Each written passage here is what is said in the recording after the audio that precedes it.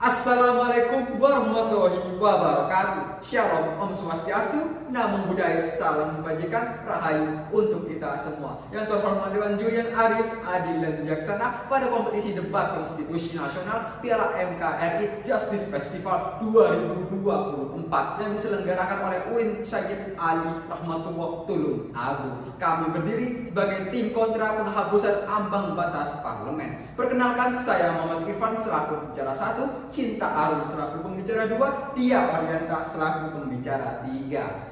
Plato dalam bukunya Politeia mengungkapkan bahwa demokrasi rawan disalahgunakan sehingga bisa menyebabkan kekacauan. Jika berkaca dengan Indonesia menganut demokrasi multipartai, maka negara kita sangat rawan sekali adanya kegaduhan di legislasi yang diakibatkan banyaknya fragmentasi partai politik. Dalam pasal 22E ayat 3 UUD NRI 1945, parpol merupakan peserta pemilu untuk mencalonkan kadernya di DPR. Kader tersebutlah yang akan dipilih oleh rakyat dan akan memiliki kewenangan dalam membentuk undang-undang. Adapun sistem ambang batas parlemen telah diterapkan sejak pemilu 2009 sebesar 2,5%, 3,5% pada 2014 dan diubah lagi melalui UU nomor 7 tahun 2017 sebesar 4% pada pemilu 2019 dan pemilu 2024. Kami menolak penghapusan ambang batas karena jelas menghambat pemerintah dan bertentangan dengan konsepsi keadilan sosial sebagaimana yang terdapat dalam sila kelima Pancasila. Makna sesungguhnya dalam keadilan sosial adalah rakyat memiliki posisi yang egaliter dalam berbagai bidang tanpa memandang perbedaan latar belakang. Lantas, dengan menolak mosi penghapusan ambang batas parlemen, apakah kami juga setuju dengan angka 4% sebagai ambang batas parlemen? Tentu tidak. Posisi kami segala lurus dengan putusan MK nomor 116/PU21/2023 yang menuntut perubahan mengenai angka ambang batas parlemen yang logis sesuai dengan kajian akademis. DPR kerap kali melakukan constitutional disobedience dengan tidak melakukan kewajibannya sebagai positif legislator dalam melakukan eksekusi terhadap putusan MK yang bersifat final and binding. Kekhawatiran tersebut dapat diatasi dengan rekomendasi yang kami tawarkan, yaitu pertama, perlu pembentukan Perpu yang diinisiasi oleh Presiden sebagai antisipasi ketika DPR melakukan pembangkangan konstitusi dengan alasan perubahan undang-undang memerlukan biaya mahal dan proses yang lama. Isi ketentuan dalam Perpu akan dibuat berdasarkan asas proporsional berimbang. Kedua, sebagai lanjutan dari penerapan proporsional berimbang, kami merekomendasikan sistem proporsional jumlah partai dan sistem satu kursi bersyarat untuk partai yang tidak lolos parlemen. Dewan Juri yang terhormat, urgensi ambang batas parlemen sendiri merupakan salah satu upaya dalam memperkuat dan mengefektifkan sistem presidensial sebagaimana tertuang dalam UU nomor 2 tahun 2008 bahwa partai politik yang berisi mengenai kondisi yang terbentuknya sistem multipartai sederhana, ambang batas parlemen juga disepakati oleh Mahkamah Konstitusi sebagai lembaga yang salah satu tugasnya menyelesaikan permasalahan pemilu melalui putusan MK nomor 116/PUU 21/2023. MK juga menyebutkan ketentuan mengenai adanya ambang batas parlemen sebagaimana diatur dalam pasal 202 ayat 1 UU 10 tahun 2008 tidak melanggar konstitusi karena ketentuannya di dalamnya telah memberi peluang bagi setiap warga negara untuk membentuk partai politik tetapi sekaligus diseleksi dan dibatasi secara rasional. Kita juga perlu mengingat bahwasanya Indonesia sebagai negara hukum haruslah menganut asas legalitas yang artinya Dewan Juri yang terhormat, penyelenggaraan negara oleh pemerintah harus didasarkan atas undang-undang. Menurut Syarhan Basa, asas legalitas berarti upaya untuk mewujudkan duet integral secara harmonis antara paham kedaulatan hukum dan juga paham kedaulatan rakyat. Sebagaimana yang telah diterapkan ambang batas parlemen yang merupakan bentuk konstitusional terhadap sistem pemilihan umum yang bertujuan untuk menjamin hak kedaulatan rakyat.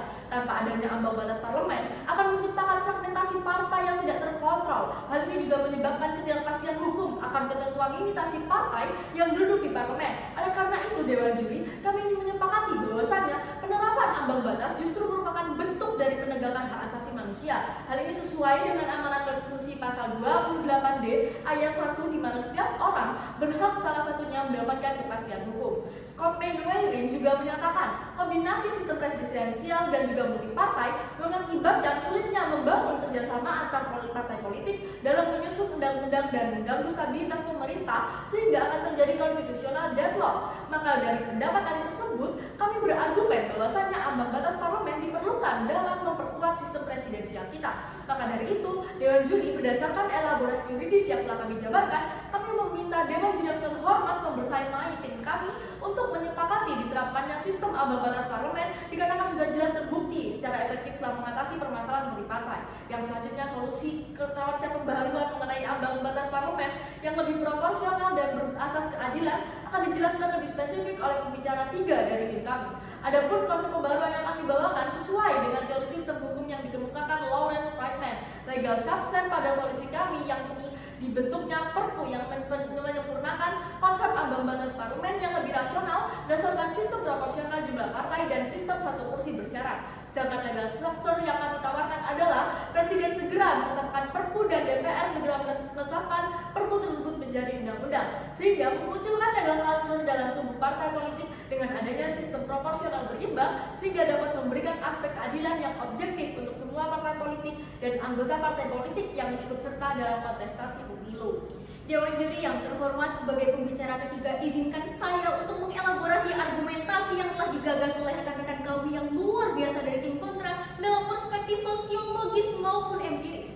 Seperti yang telah digagaskan oleh pembicara pertama dan kedua kami, sistem pemilu tidak dapat dipisahkan dari partisipasi partai politik di Indonesia.